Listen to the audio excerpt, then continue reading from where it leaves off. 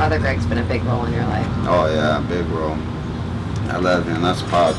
Just the way he talked and the way he told his stories, and I could relate to him so much, even though he looked like, Santa Claus. Like, I could relate to him because he would like sit there and, yeah, Holmes, and the homie, and the homie, I told him, he came into my office, I told him, hey homie, I told him, hey Holmes, what are you doing? Like, wow, you need to give this gang stuff up, and it's played out, and it's a thing of the past, and like, that's G, dog. He'll tell you straight up, like, man, But Father G saved me in the aspect that he rebuilt a broken man spiritually, financially, emotionally. Filled me with something I never had before, because I grew up in foster care. You know what I mean? Never knew my biological parents. So that caused me to drink and use drugs at an early age, just never had compassion and love. And when you hear homeboys and homegirls over here talk about, love with just no bounds, like it's Father G, man. Like when you hear his stories of how he started Homeboy Industries and how he started, he brokered gang peace treaties between rival gangs, by himself. Not no vice squad, not by itself, man. Just, by wanting to rebuild a community from the ground up. And, I read both of his books. I call him my dad. He calls me his son, but he calls everybody his son, if you're a guy, he calls me his son, and I call him my dad. When I met G that was the whole thing. That it's like, damn, you could change. This is the man that's gonna help you. This is the one that's gonna cut all your anchors, and you're not gonna have nothing weighing your ass down no more. And it's like, he did it, and sometimes I might have not liked the way he talked to me, because he got at me the way, so like, like a dad, and it's like, he made me realize shit that I didn't want to realize, and it's like, but hey, it wasn't for all that pushing me and being on my bumper and telling me when I was messing up that you're messing up and I'll get shit together. It's like, I wouldn't be where I'm at. I came to Father Greg and tried to see if he'd help me out to take it out, and usually he would. Usually Father Greg helps me, but he said to me this time, he said, we don't have the funds, and son, I can give you a car and I can give you a job. That's not going to change what's going on with you. It's not going to change the issues you're going through or the addiction you're going through, because that ain't going to change it. You have to surrender. You got to retreat. You got to get your mind right again. You got to get clean. You have to just deal with your problems and get them out the way, fix yourself, repair yourself. And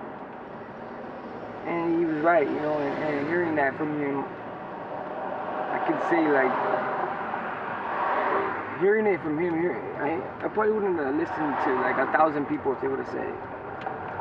But hearing Father Greg tell me, hey, let it go, let the car go, because of this and this. And I was like, man, you're right. Just let it go, and he just let it go. And I was like, all right, I'm gonna let it go. I'm gonna go to rehab. He said, go to rehab.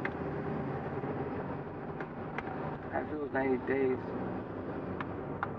I promise, give you my word, everything's gonna fall back into place. So I believe in.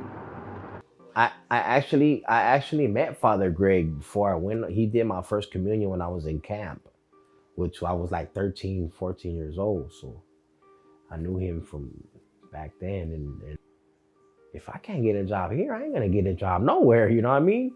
But they did give me the opportunity, and it's a good opportunity, you know what I mean? It's like to have a job, you know what I mean? To finally work. Homeboy Industries was a huge impact in my life. I always wanted to go to Homeboy Industries since I was young. I used to go and see a bunch of gang members. It's like a big old hangout, a big old prison. And I talked to Father Greg and I told him my story, and he automatically hired me right there. He's like, you know what? You don't even have to go to the raffle or nothing. He told me you're hired. And it's crazy because when I went over there, I took a gun, right? And he told me, son, I'm gonna ask you a question. I told him, what? He's like, are you active? And I looked at him dead in his eye. I told him, yeah, I'm still active. He's like, where's your gun at? And I said, I left it in the car. And right then and there, he hired me. He's like, son, you're hired. I'm like, why would you hire me if I just told you I got a gun, I'm still active? He said, because most people like you come in here and lie to me. They said they're not active. A month later, I catch them outside fighting over neighborhood stuff. Saying, well, I know you're active, but just try to work on that. You're hired. And I got hired. And I came home and I told my girlfriend, I got hired. And she like, for real? And I was like, yeah. Just like I told Father G from the beginning, if you can't help me with a job, this is my last resort. I'm gonna have to do what I have to do, and if that means having a risk going back to prison, then I'm gonna take that risk. And he helped me. How did that feel? It felt good, because no one else has ever helped me before like that. Talk to Father G. I tell him like how I see things. He's like, don't worry about it, son. I'll help you. But if you want the help, you want to change, sober up, and I'll help you. And at that time, my wife came into the picture, the kids came into the picture. I had a bunch of support from everywhere. Support that was already always there. I was just too high and blind to see it. I know Father Gray when I was 10 years old. So he was a priest in the project, so I got to know him all these years. And now in all these years, I understand what he tried to do. Get us the hope, give us a voice. And he looked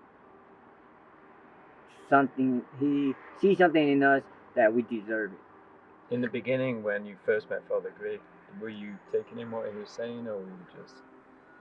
I was like whatever to Father Gray first, growing up, saying, oh, this is another man that tried something, you know what I mean? But I give him an opportunity all these years.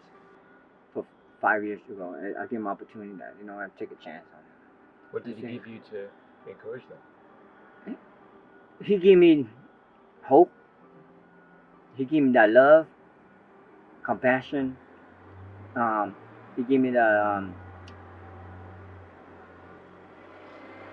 I could trust people, to understand people, and understand myself. And he helped me to that. So that's what he did. Homeboys, like, you know, it plays a big role. Well, Father Gray getting homeboys, you know, because they're both him. But I mean, they give you a chance, you know, and they make you feel good about yourself. And like when you're ready, like some people aren't ready, you know. I wasn't ready, but now that I'm trying to make them steps. Like homeboys have been like a big backbone for me, you know. They you know, they show like Father Gray actually, you know, he opened up my heart, you know, like. You know, he makes me feel loved, you know, he makes me feel right. You know, he's a great man, and he's changed a lot of people's lives, you know. And he's one thing he does give you is he gives you hope, you know. That's one thing I would say he gave me, hope in life, you know, and in myself.